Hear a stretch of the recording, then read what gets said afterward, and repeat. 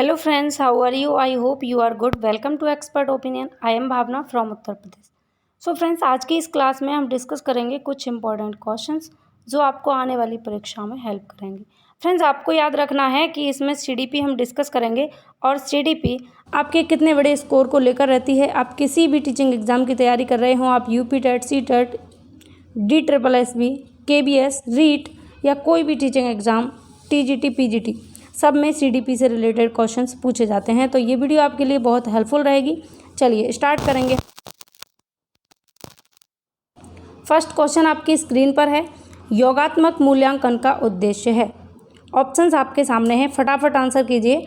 और इस बार ऑप्शंस आपको ही पढ़ने हैं, मैं आपको आंसर बताऊंगी और सारे ऑप्शंस को आपके सामने एक्सप्लेन भी करने वाली हूँ. चलिए फटाफट आंसर बताएंगे क्या होगा. तो इसका करेक्ट आंसर होगा ऑप्शन फर्स्ट. योगात्मक मूल्यांकन का उद्देश्य होता है समय विशेष एवं विभिन्न कारणों पर एक विद्यार्थी ने कितना अच्छा निष्पादित किया है, इस बात का पता लगाना क्या होता है, योगात्मक मूल्यांकन होता है. इसके अलावा आपको याद रखना है, योगात्मक मूल्यांकन जो है ये वार्षिक होता है. इसमें एक परीक्षा ली जाती है जिसके माध्यम से ये पता लगाया जाता है कि अलग अलग परिस्थितियों में विद्यार्थी कितना अच्छा सीखा, कितना अच्छा विद्यार्थी का निष्पादन है. यानी कि अगली कक्षा में प्रोन्नत करने के लिए कौन सा मूल्यांकन किया जाता है, योगात्मक मूल्यांकन किया जाता है. याद रखेंगे, आपको हेल्प करेगा ये परीक्षा में, और मूल्यांकन से क्वेश्चन पूछा ही जाता है. एक होता है निर्माणात्मक या रचनात्मक मूल्यांकन. रचनात्मक मूल्यांकन क्या होता है, जो आपका शिक्षण चल रहा है उसके दौरान अगर आपका मूल्यांकन हो रहा है तो उसको हम रचनात्मक मूल्यांकन कहेंगे. सेकंड ऑप्शन दिया है अधिगम को सुगम बनाना व ग्रेड प्रदान करना. थर्ड है ऐसे विद्यार्थी का पता लगाना जो अपने शिक्षार्थी जो अपने साथियों के समकक्ष सम प्राप्ति में कठिनाई का अनुभव कर रहे हैं. ये दोनों नहीं होंगे. अगली इकाई के अनुदेशन में पूर्व प्रगति का पता लगाना. तो ये करेक्ट आंसर होगा ऑप्शन फर्स्ट.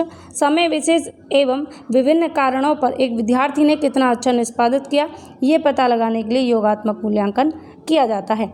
मीन्स अगर क्वेश्चन ये भी पूछा जाए कि अगली कक्षा में प्रोन्नत करने के लिए कौन सा मूल्यांकन किया जाता है, तब भी योगात्मक मूल्यांकन हो जाएगा.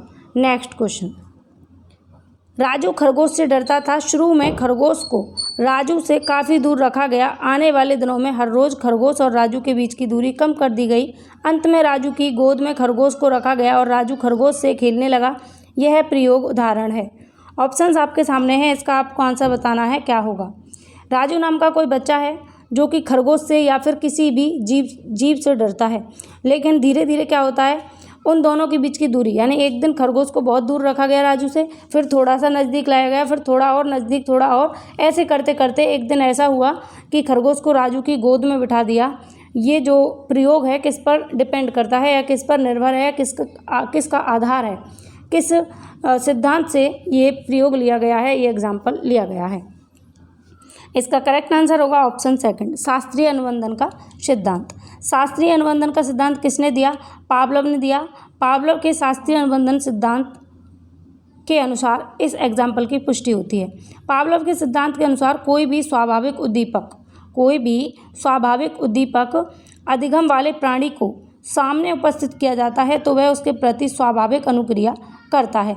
जब डेली डेली आप वही प्रक्रिया दोहराएंगे, जैसे पावलोव ने कुत्ते पर प्रयोग किया था, और कुत्ते के लिए क्या करते थे पावलोव कि एक बॉक्स में कुत्ते को बंद कर दिया था और सामने एक खाना उनके सामने रखा जाता था, कुत्ते के सामने, और वो कुत्ता क्या करता था, उस खाने को देखकर उसके मुंह में लार आती थी. मीन्स पहले घंटी बजाई जाती थी, एक घंटी लगा दी थी और खाना रख दिया जाता. पहले घंटी बजती फिर खाना आता, फिर घंटी बजती फिर खाना आता, फिर घंटी बजती फिर खाना आता.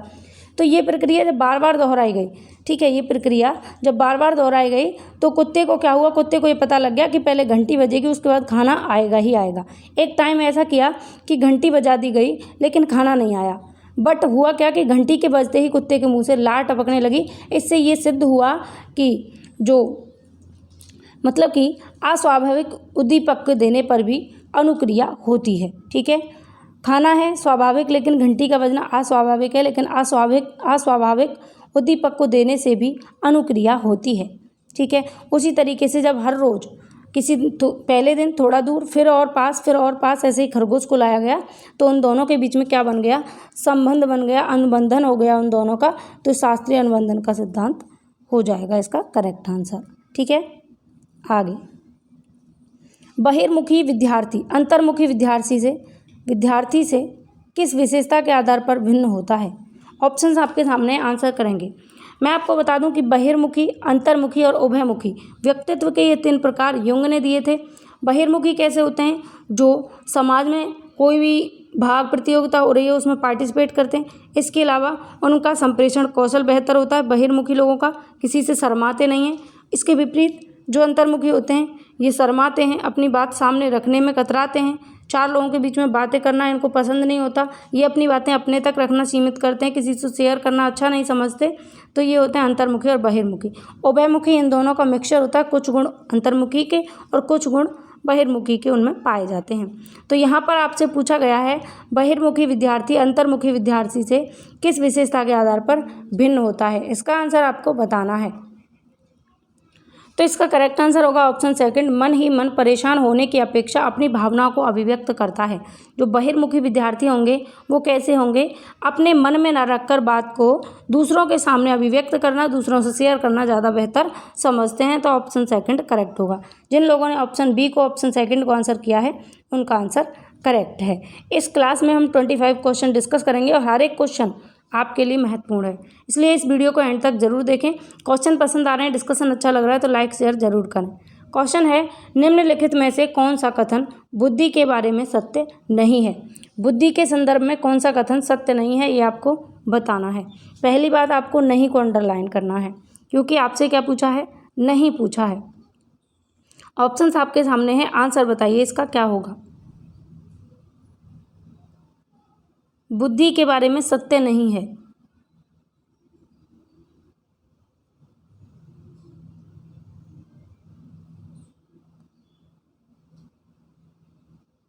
तो इसका करेक्ट आंसर हो जाएगा ऑप्शन फोर्थ, यह है स्थायी होती है।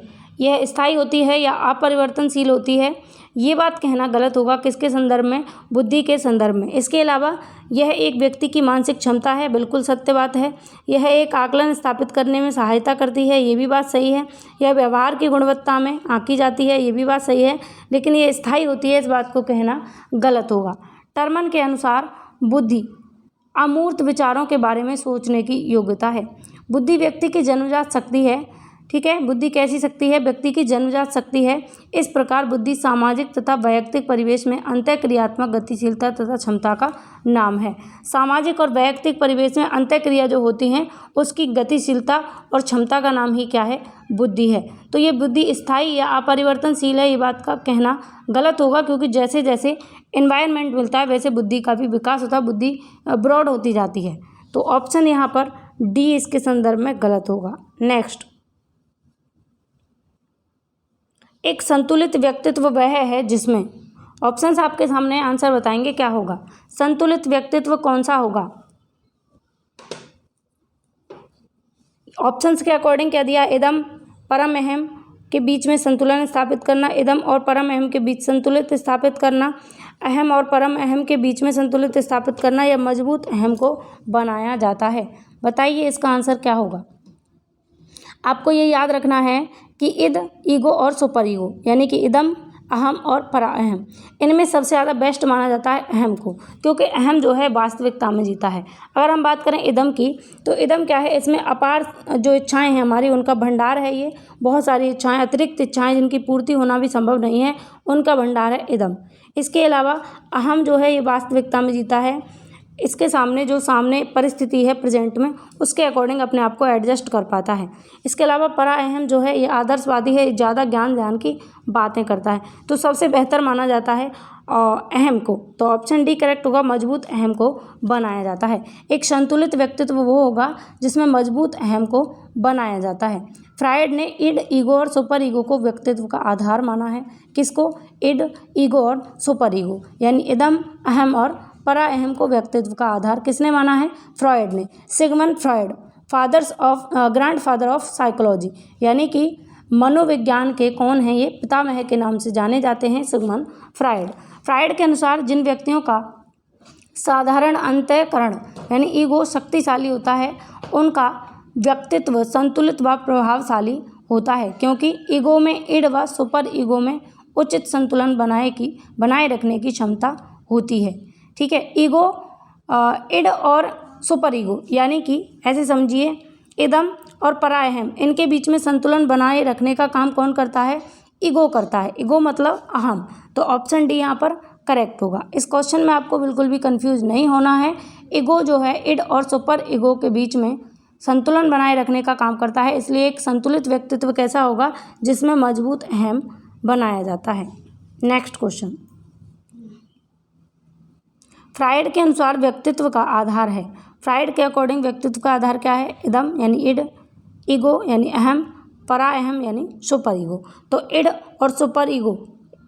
और सुपर ईगो इनके बीच में संतुलन बनाने का काम कौन करता है? अहम। तो जहाँ पर अहम मजबूत होगा वो व्यक्तित्व संतुलित व्यक्तित्व हो जाएगा। नेक्स्ट,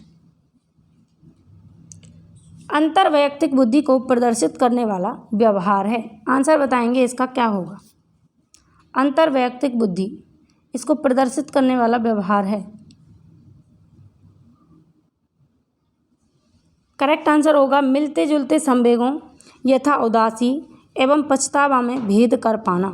ऑप्शन थर्ड यहाँ पर करेक्ट है। अंतर्वैयक्तिक बौद्धिक क्षमता के द्वारा समान क्रियाओं में भिन्नता का पता लगाया जा सकता है।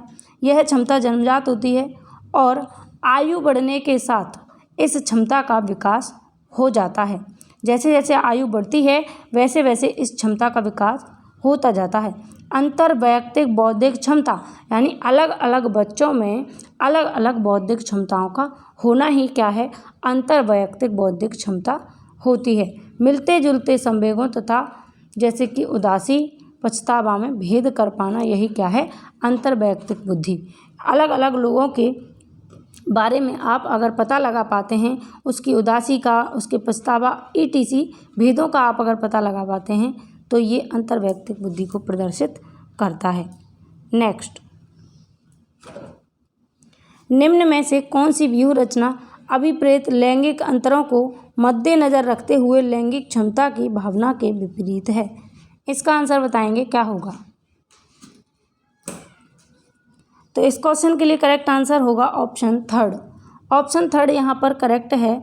लड़कों को समस्याओं के समाधान और विश्व पर नियंत्रण रखने के लिए, उनकी योग्यता पर उनको आत्मविश्वास विकसित करने के लिए सहयोग प्रदान करना। ये व्यू रचना जो है लैंगिक अंतरों को मद्देनजर रखते हुए लैंगिक क्षमता की भावना के विपरीत है। लड़के एवं लड़कों को समस्याओं के समाधान और विश्व पर लैंगिक अंतर जो है ये क्या है? यानी लड़के और लड़कियों में अंतर कर पाना। फर्स्ट ऑप्शन को देखिए, विद्यार्थियों को बताएं कि रूढ़िबद्ध विषयों में सफलता हासिल कर सकते हैं। ये बात सही है, जबकि पूछा क्या है? विपरीत पूछा है। प्रारंभिक विद्यालय वर्षों में लड़के एवं लड़कियों में शारीरिक एवं गामक कौशलों के विकास की संभावित क्षमता समान होती है। ये बात सही है, इसलिए गलत है। फोर्थ ऑप्शन उपरोक्त सभी होगा नहीं। आपसे पूछा है कौन सा विपरीत है, ठीक है, यानी कि कौन सा गलत है। तो ऑप्शन थर्ड गलत है। लड़कों को समस्याओं के समाधान और विश्व पर नियंत्रण रखने के लिए उनकी योग्यता पर उनको आत्मविश्वास विकसित करने के लिए सहयोग प्रदान करना, यानी केवल लड़कों की बात की जा रही है। तो ये किससे परिपूर्ण है?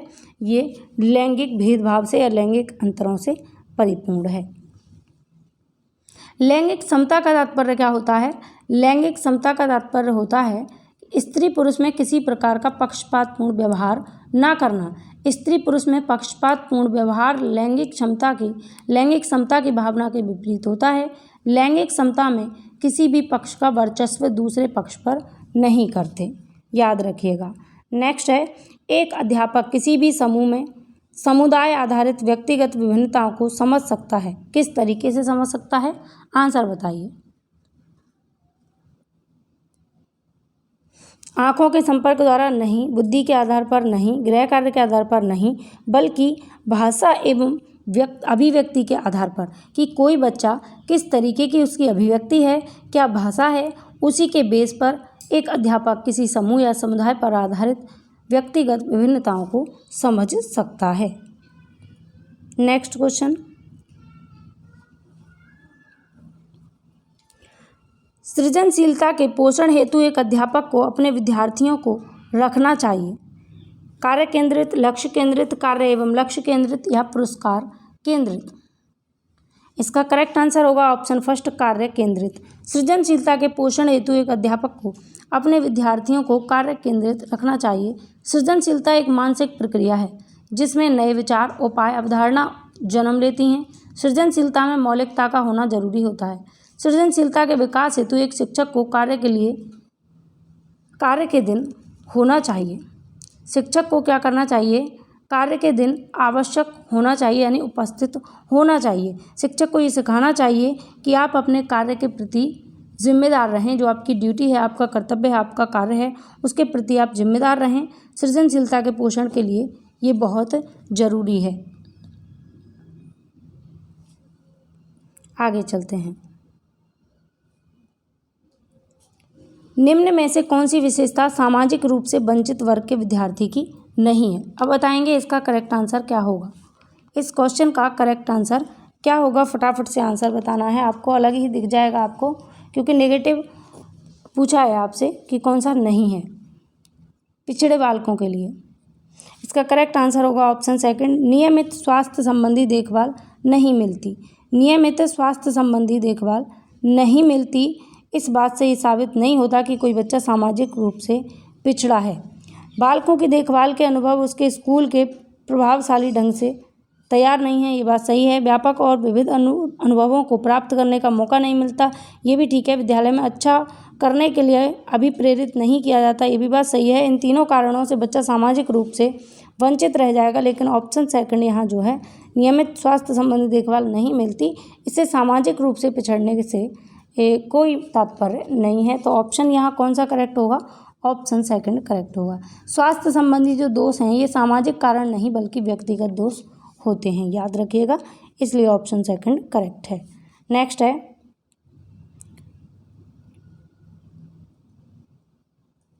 मानसिक रूप से पिछड़े बालकों के लिए निम्न में से कौन सी व्यूह रचना कार्य करेगी? जो बच्चा मानसिक रूप से पिछड़ा है उसके लिए कौन सी व्यूह रचना कार्य करेगी?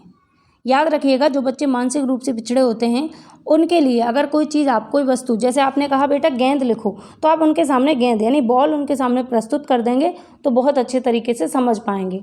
कैसे बच्चे? मानसिक रूप से पिछड़े बच्चे। तो उनको जो आपको पढ़ाना है, समझाना, वो मूर्त रूप से होना चाहिए। तो कार्यों को मूर्त रूप से समझाना, मूर्त मतलब जो चीज़ें उन्हें दिखाई देती हैं। आप अमूर्त रूप से सिखाएंगे तो बेहतर नहीं सीख पाएंगे। ऑप्शन फर्स्ट सबसे बेटर है। नेक्स्ट है, नृत्य, ड्रामा एवं शिल्प कला का प्रयोग किया जाता है विशिष्ट गुणों के विकास हेतु, व्यक्तित्व को ढालने के लिए, दबी एवं बर्दाश्त न की जा सकने वाली अंतर्निहित प्रकटीकरण के लिए, या इनमें से सभी। तो नृत्य, ड्रामा एवं शिल्प कला के लिए ये सभी ऑप्शन सही हैं। तो ऑप्शन डी करेक्ट होगा। विशिष्ट गुणों का विकास भी होता है, व्यक्तित्व को ढाला भी जाता है, दबी और बर्दाश्त न की जा सकने वाली अंतर्निहित प्रकटीकरण के लिए भी नृत्य, ड्रामा और शिल्प कला का प्रयोग किया जाता है। कोई चीज़ बच्चा ऐसे ही व्यक्त नहीं कर पाता तो नृत्य और ड्रामा के थ्रू वो कर पाएगा। नेक्स्ट, वर्तनी, वाचन एवं गणना में कठिनाई सामान्य बुद्धि एवं अच्छी अनुकूलनात्मक योग्यता विशेषता है। ऑप्शंस आपके सामने हैं, फटाफट आंसर करेंगे। कोई बच्चा वर्तनी संबंधी, वाचन और गणना संबंधी कठिनाई, सामान्य बुद्धि एवं अच्छी अनुकूलनात्मक योग्यता की विशेषता रखता है, इसका तात्पर्य क्या है? इसका तात्पर्य है बच्चे को डिसलेक्सिया है। डिसलेक्सिया मतलब अधिगम निर्योग्यता, अधिगम निर्योग्य बालक। तो ऑप्शन डी करेक्ट होगा। नेक्स्ट, फा एवं वा, मा एवं ना अक्षरों की ध्वनियों में अंतर न कर पाना अधिगम की समस्या संबंधित है।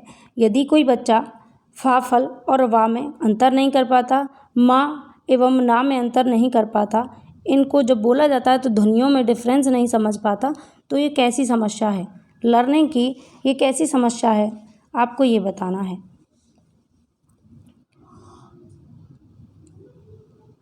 इसका करेक्ट आंसर होगा प्रत्यक्षीकरण की। प्रत्यक्षीकरण की यानी कि बच्चे को आपने प्रत्यक्ष रूप से चीज़ों को दिखाकर नहीं समझाया तो ये प्रत्यक्षीकरण की समस्या है। अगर आप उनको अक्षरों को लिखकर और उनकी पहचान कराते हैं, यानी प्रत्यक्ष रूप से उन्हें दिखाते हैं, तो बच्चा हो सकता है उन्हें सही लिख ले, या आप वो लिख कर दे देते हैं तब भी वो उन्हें समझ पाए। तो प्रत्यक्षीकरण की ये समस्या है। कैसी समस्या है? प्रत्यक्षीकरण की। जब बालक ध्वनियों का ठीक प्रत्यक्षीकरण नहीं कर पाता तो वह इनमें अंतर करने में असमर्थ रहता है या अंतर नहीं कर पाता। तो ऑप्शन थर्ड यहाँ पर करेक्ट है। प्रत्यक्षीकरण यानी पहचान नहीं कर पा रहा। नेक्स्ट है निःशुल्क एवं अनिवार्य शिक्षा का बालकों का अधिकार 2009 के अंतर्गत किसी भी अध्यापक को निम्न में से किस कार्य के लिए नहीं लगाया जा सकता। ये क्वेश्चन बार बार एग्जाम में पूछा जाता है, बहुत इंपॉर्टेंट है, फटाफट बताएंगे। 10 वर्ष पश्चात होने वाली गणना में, आपदा राहत कार्य में, चुनाव संबंधी कार्य में या पल्स पोलियो कार्यक्रम में। तो आपको याद रखना है कि 10 वर्ष पश्चात होने वाली गणना में अध्यापक को लगाया जा सकता है, इसलिए गलत है। आपदा राहत कार्य में लगाया जा सकता है, इसलिए ये भी गलत है। चुनाव संबंधी कार्य में भी लगाया जाता है, आपको पता है ड्यूटी लगती है चुनाव में टीचर्स की, ये भी सही है, इसलिए गलत है। लेकिन पल्स पोलियो कार्यक्रम में एक शिक्षक को नहीं लगाया जा सकता, इसलिए ऑप्शन डी यहाँ पर करेक्ट होगा। इस कानून में शिक्षकों को केवल 3 कार्यों के लिए ही रखा जाता है, वो कौन कौन से? जनगणना, आपदा राहत कार्य और चुनाव संबंधी कार्य।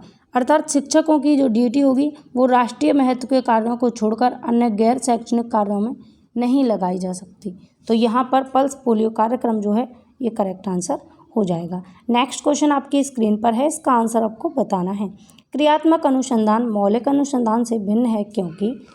इसका रीज़न क्या है कि क्रियात्मक अनुसंधान मौलिक अनुसंधान से भिन्न होता है, ये आपको बताना है। इसका करेक्ट आंसर होगा ऑप्शन फर्स्ट, अध्यापकों, शैक्षिक प्रबंधन एवं प्रशासन द्वारा किया जाता है। क्रियात्मक अनुसंधान, क्रियात्मक अनुसंधान क्यों भिन्न है मौलिक अनुसंधान से? क्योंकि क्रियात्मक अनुसंधान अध्यापकों, शैक्षिक प्रबंधन एवं प्रशासन के द्वारा किया जाता है, इसलिए मौलिक अनुसंधान से ये भिन्न होता है। क्रियात्मक अनुसंधान वह अनुसंधान है जिसमें कि शैक्षणिक कार्यकर्ता जो होते हैं वे अपने कार्यों में सुधार के लिए प्रयास करते हैं, सुधार के लिए क्या करते हैं? प्रयास करते हैं या सुधार के कार्य करते हैं। इसकी एक सुनिश्चित विशेषता ये भी होती है कि अध्यापक, प्रधानाचार्य, पर्यवेक्षक एवं निर्देशक गण जो होंगे वो अपनी दिन प्रतिदिन की समस्याओं को हल करने और कार्य प्रणाली में चेंज करने के लिए, सुधार लाने के लिए कार्य करते हैं। क्रियात्मक अनुसंधान समस्या के निदान और उपचार का साधन होता है। तो क्रियात्मक अनुसंधान में इसको करने वाले कौन होते हैं? अध्यापक होते हैं, शैक्षिक प्रबंधन होता है और प्रशासन के द्वारा ये किया जाता है, इसलिए क्रियात्मक अनुसंधान मौलिक अनुसंधान से भिन्न होता है। ऑप्शन फर्स्ट करेक्ट है। नेक्स्ट, क्रियात्मक अनुसंधान में ऑप्शंस आपके सामने हैं, बताइए आंसर, ऑप्शन को पढ़ के फटाफट से। क्रियात्मक अनुसंधान में ये जो किस पर आधारित होते हैं? क्रियात्मक अनुसंधान होते हैं। तो क्रियात्मक अनुसंधान क्रियात्मक उपकल्पनाओं का निर्माण समस्याओं के कारणों पर आधारित होते हैं। क्रियात्मक अनुसंधान जो उपकल्पनाएं हैं इनका निर्माण समस्याओं के कारणों पर आधारित होता है।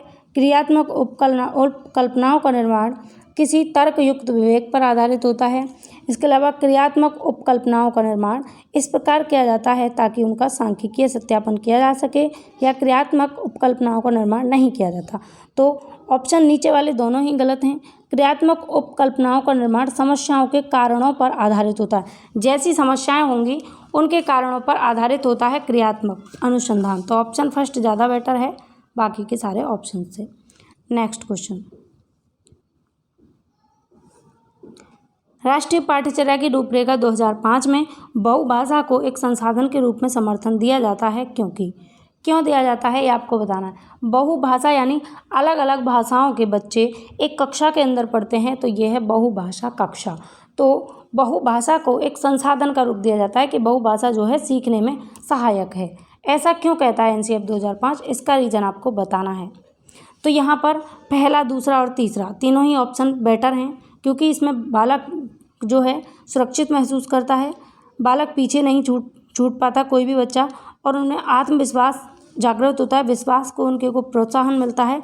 तो सभी ऑप्शन करेक्ट हैं, ऑप्शन डी यहाँ पर आंसर होगा इस क्वेश्चन के लिए। नेक्स्ट, और लास्ट में आपको अपना स्कोर भी देखना है कि आउट ऑफ 25 आपने कितना स्कोर किया ये आपको बताना है। क्वेश्चन है, निम्न में से कौन सा तरीका विज्ञान विषय को समझने के लिए उच्च प्राथमिक स्तर पर उपयुक्त नहीं है?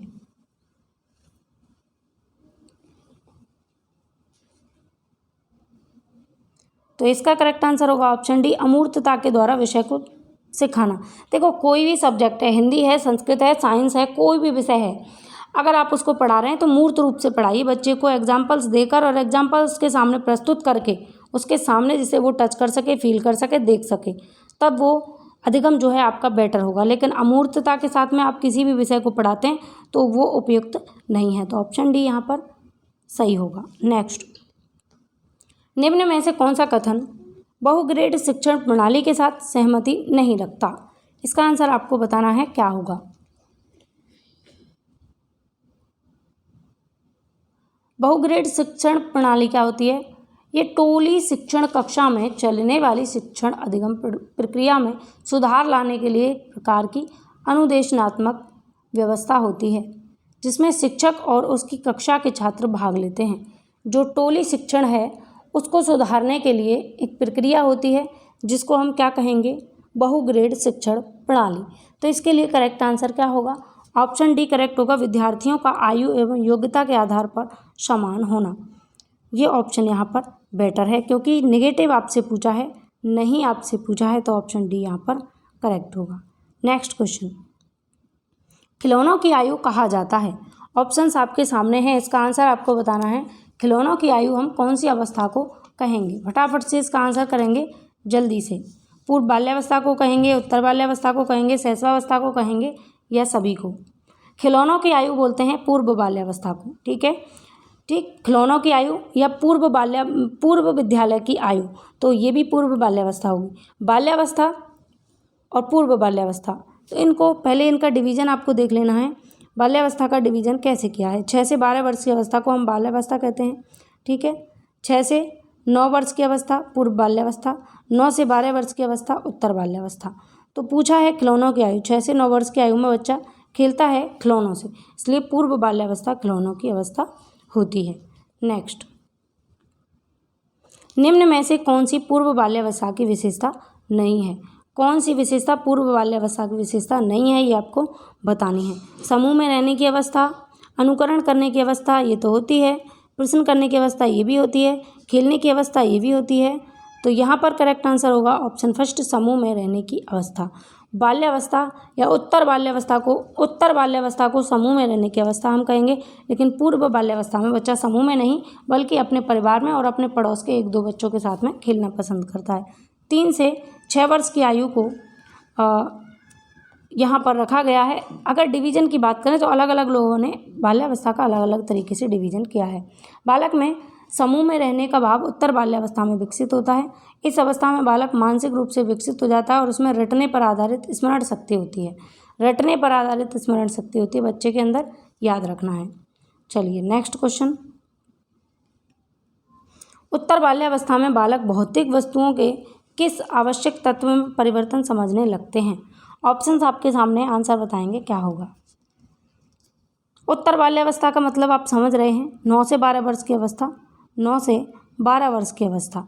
तो 9 से 12 वर्ष की अवस्था अकॉर्डिंग टू जीन पियाजे कहाँ पर पहुँचती है? 0 से 2, 2 से 7, 7 से 11 वर्ष की अवस्था। ठीक है, 7 से 11 वर्ष की अवस्था और फिर उसके अबव। लेकिन 7 से 11 वर्ष जो थर्ड अवस्था है उसी में अकॉर्डिंग टू जीन पियाजे बच्चे में द्रव्यमान, संख्या और क्षेत्र संबंधी भौतिक वस्तुओं के गुण को समझने का विकास विकसित हो जाता है। तो ऑप्शन यहाँ पर डी करेक्ट है। उत्तर बाल्यावस्था में बालकों में धीमी कर सतत वृद्धि होती है, आत्मनिर्भरता आ जाती है, संवेगात्मक स्थिरता आ जाती है और नियंत्रण कर पाते हैं, यथार्थवादी दृष्टिकोण आ जाता है, विभिन्न रुचियों और अभिरुचियों का विकास हो जाता है। तो ऑप्शन डी यहाँ पर करेक्ट होगा। नेक्स्ट क्वेश्चन और सेकंड लास्ट क्वेश्चन है इस क्लास का, विकास का अर्थ है। विकास का क्या अर्थ होता है ये आपको बताना है।